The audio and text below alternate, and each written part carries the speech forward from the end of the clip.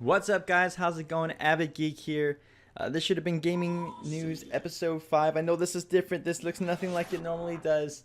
And that's because it really isn't Gaming News Episode 5. It's something a little bit different. And I'll discuss that in just a moment. But while I do that, while I talk over this and kind of narrate and whatevers and whatnot, you'll be seeing some gameplay of Castle of Illusion. I tried out the demo earlier this week, and it's interesting. It's a pretty fun game. It's neat how it's kind of a really old school feel to it, but with a really modern look.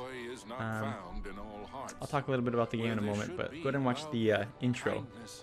There is jealousy and anger. The witch Misrabel had such a heart, one filled with darkness and envy. Oh dear! Aw, it's okay, Minnie. I bet the sun will be back in a jiffy. Mickey's wish was not to be. The day turned to night, and the skies thundered with ill will and fury. Yikes! In the brief moment that Mickey closed his eyes against the bright flash of lightning, his happiness was shattered. Huh, Minnie! The evil witch Misrabel had kidnapped Minnie. The old crone had Okay, I always forgot been how long jealous this of intro the scene mouse's is. beauty. So pretty much what happens is they're out on the picnic, Mickey and Minnie themselves enjoying life, enjoying the sunshine, and all of a sudden the witch comes and steals Minnie away. So the witch wants to pretty much take Minnie's youth for herself. She'll be transferring her youth over.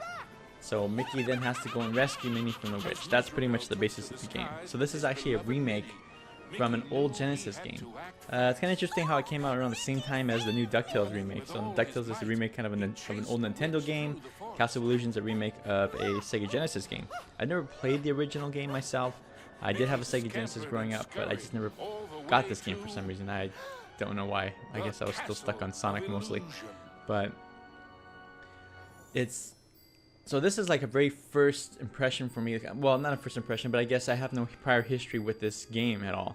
I know it's supposed to be a really good game. It's supposed to be something that a lot of people know about. That's kind of gone down in history as a really aesthetically nice looking game, graphically wise, as far as in the Genesis.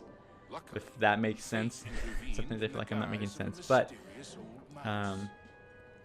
so I don't really have any history with this game. It's a brand new story for me, a brand new type of game for me. It's interesting. So what I didn't like about this, let me start off with what I liked about the game. You know what, I'll just talk about what I did like and what I didn't like. Remember, like I said, this is a demo, so it only let me play up to a certain point, so I'm only basing my opinion based on the demo, based on the short period of time I have with the game. So keep that in mind. What I enjoyed about the game, let's start there. So what I liked about the game is the art style. I really love the art style. It seemed true to the characters. I love the fact that the backgrounds are a little bit washed out, so your focus isn't on the background, but you can see there's more to the world than just the characters, I guess, that it could be expanded on if you really wanted to. I love the fact that it transitions from a 2D to from a 2D side plane in a sense to a 3D plane. So you're running from left to right like in an old school game, but all of a sudden you'll start running towards the screen, towards the camera. So it's really neat. I like what they did with it. It's very much a 2D idea taken and put into a 3D world. I like the characters, I like the enemies, I like the way they look. I love that the fact that they have voice overs on this game. I think it's something that's definitely needed, especially with a more modern game. Not that I mind reading from time to time, but I don't know. For me, especially even being a Disney game, because it seems like Disney games would be more focused towards kids. Not that only kids can play it, but it just seems that it would appeal more to kids, so you would want more voice acting in a game. So like as you can see, the backgrounds look really nice. I love the way the trees look. I love the way the little effects of when he jumps on enemies. There's that kind of sparkle following him. All the little sounds that it had, I don't know, it just seemed really polished. It seemed really nice. The only thing, okay, so here, this reminded me so much of Mario 64. When you enter in the castle and it kind of floats around, you see all these doors that you have to enter, and what I was expecting is portraits behind these doors pretty much. It's a smaller version of the castle. At least to me it looks a lot smaller, but it reminded me just a lot of that. So I'm assuming they took some cues from Nintendo on this. So pretty much you get so many, I think, diamonds that you collect in that, which allows you to open another door. I'm assuming that's how it works. So instead of portraits, you have doors. But so that's pretty much what I liked about the game. It kind of ended there. The second part is what I didn't like about the game. So what I didn't like is the way Mickey looks. Mickey looks a little strange to me. I don't know what it is. I don't know if he just seems a little low res or something. It's just something about his face that looks strange to me. It's kind of a little off-putting. I don't know what it is though. If you guys can help me explain what that is, just let me know in the comment section below. But I don't know. Maybe it's just me. It just seems a little strange. It doesn't quite fit with the rest of the style. Like I said, I don't know. I don't know how to explain it, guys. Just take a look at it for yourself and let me know what you guys think. And what else I didn't like about the game? Let's see. His jumping. I didn't care for the way he jumped. He seemed really... like there was a delay. A little bit too much animation, I guess, before the actual jump. And it mentions that you can do like a double jump like before you hit the ground, and I would try it, but it never seemed to really work. Maybe I'm doing it wrong, but it just didn't seem to really work for me. But other than that, it's a pleasant game. It's a nice looking game. It's a game that's nice to look at. It's a game that seemed fun in the demo. I don't know how if I'd be willing to play like an hour of this or 2 hours. I don't know how long the game is or anything, but it seemed fun enough. Especially for those who never played this game, it seemed really interesting. I think you guys should give at least a demo a try, see what you guys think on your own. But enough of the game. What I really want to talk about is the one topic that stood out to me this week. Like I said, there's no gaming news stories this weekend because nothing really stood out to me. All the news throughout the week, yeah, there's little bits here and there. Grand Theft Auto 5 is coming out next week. The people are still talking about Rayman Legends, I believe, from last week. And then this week, what came out this week? I'm just drawing a blank. The Wonderful 101. The Wonderful 101 came out this week. I tried the demo on that, but that's another time for another story. So nothing really else, I don't know, nothing really else seemed to appeal to me. Nothing I thought was worthy to talk about on the show. However, I did see a video in regards to an interesting topic, and there's actually 2 videos on IGN.com, and it was in regards to whether or not, let me rephrase that. It's in regards to second guessing your pre-orders. So people who have pre-ordered the Xbox One or the PlayStation 4, kind of second guessing if they should cancel one or the other. So that really stood out to me because I myself have been kind of going through that. I've been thinking a lot of, should I cancel one of my pre-orders? Should I cancel the PlayStation 4? Should I cancel the Xbox One?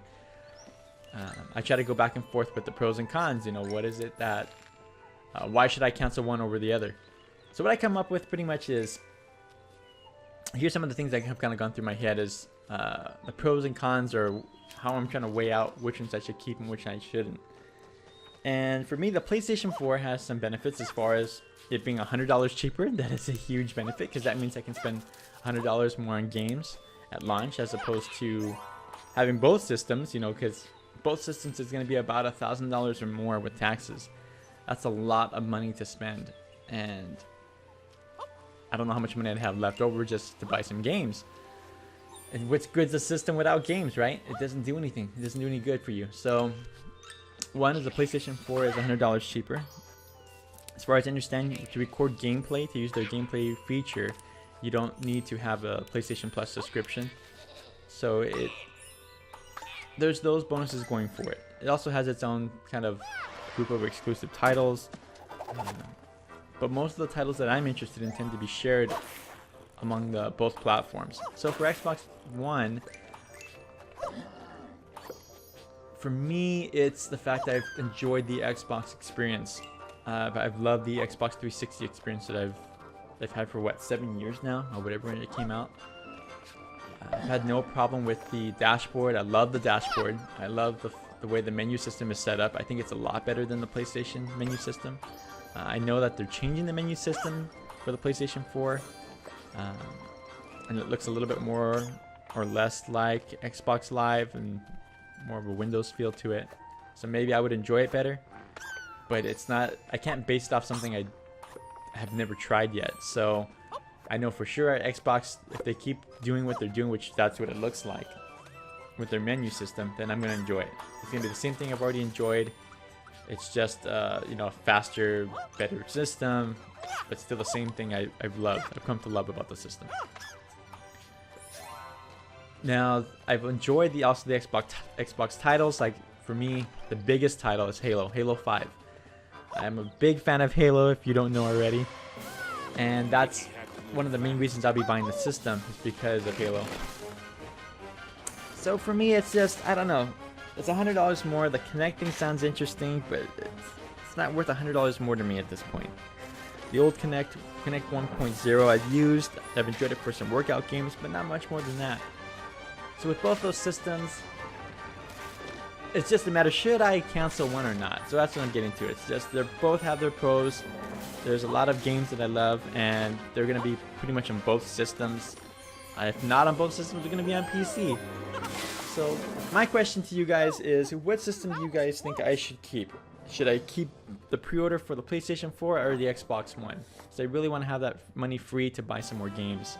And what about you guys? What do you guys think? Are you guys having the same issue with trying to figure out which system to keep for your pre-order? If you are, let me know in the comment section below.